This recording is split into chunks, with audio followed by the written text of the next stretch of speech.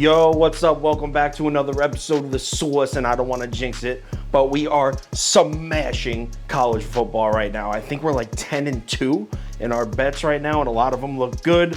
I will keep you updated on the progress, but we are crushing today. In this video, though, it is NFL Sunday, so we're talking Week 11. We got the Chicago Bears and we got the Baltimore Ravens. Let's talk about it. Welcome to The Source. The Source. The Source.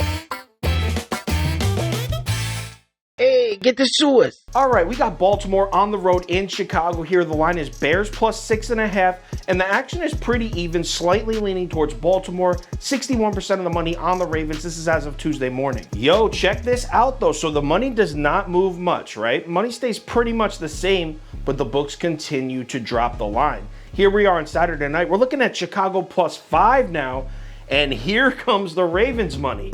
Looks like the books are fishing for some Baltimore Ravens money, and they got it, and they're just reeling it in now. So let's cap this game. If you subscribe to this channel, you already know the first step. We're running the numbers through the spreadsheet. According to the analytics, the line for this game should be Chicago minus 0.02.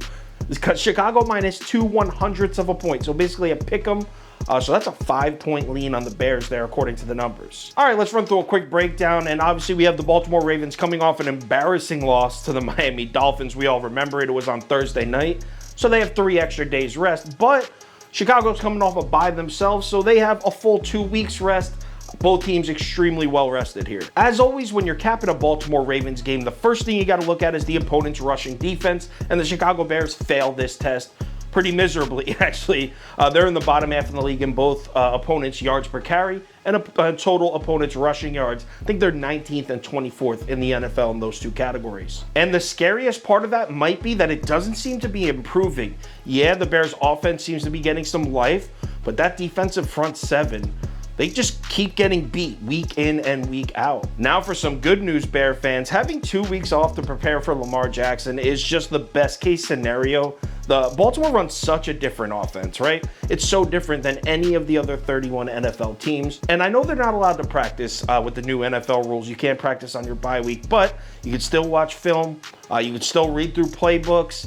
There's still that extra week will help. Although I do have to mention the Chicago Bears have lost 7 straight games off a bye week. That's correct. It's been 8 years since the Bears won the game after their bye week. Holy shit. Also, I should mention, in this NFL season, teams coming off a bye are just 5-10-1 against the spread. So the bye week has not been fortunate so far. But regardless, I don't care about any of those trends. I like that extra week to prepare for Lamar Jackson, no doubt. So what about Baltimore's defense against Justin Fields in this Bears offense? Well, like I said in last week's video, the Ravens have the worst pass defense in the entire NFL. 32nd in total opponents passing yards, 29th in the NFL in opponents yards per attempt.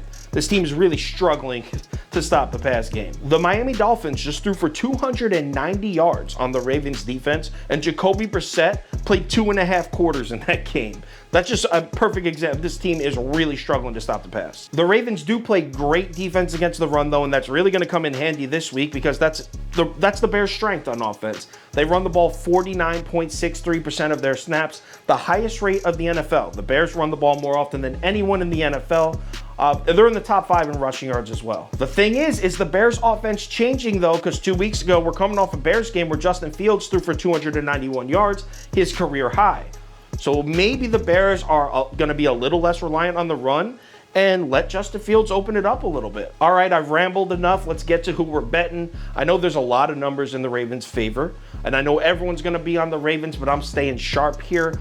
I'm taking Justin Fields and going with the Bears. Give me Chicago plus 5, and this is going on the final ticket. It's got a shot at making the top 7. I currently have it at number 7. We'll see. Speaking of which, final ticket posted on KyleKirms.com at 11 a.m. Eastern time. Have my bet of the day, top 7 bets, parlay of the day, 2 parlays of the day actually, and every single pick against the spread and total for the entire Sunday, as well as bets in all the other sports, right on KyleKirms.com. Also, if there's any crazy last minute changes, injury updates, money shift, line movement, anything like that, I will definitely put it on my Twitter, Instagram story, and Facebook. So make sure you check one of those 3 platforms before you place your bets. We are scorching hot right now. We are scorching hot, and it feels good to be back. Let's keep it rolling. NFL Week 11. Let's have a great Sunday. I'll talk to you on Twitter. What's up, Chiefs? It's the Prop Beaver. It's the Prop Beaver. I'm here with my top play for this game. Let's get into it. Rashad Bateman, since coming off the IR for the Baltimore Ravens 4 weeks ago, has been doing his due diligence. I mean, let's just look at the stats.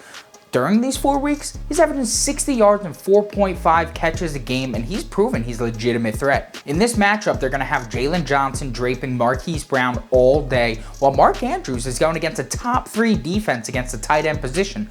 Who is Lamar going to throw the ball to? Oh yeah, it's going to be Bateman, because he's going against Kindle Vildor, a cornerback for the Bears that has been targeted all year when people want to move the sticks. I'm telling you, this is a nice matchup for Bateman here. With him hitting over this mark in 3 of his past 4 games and having a catch over 30 plus yards in 2 of them, I'm very confident in saying that my guy, Rashad Bateman's going to fly over this total, give me over 39.5 receiving yards.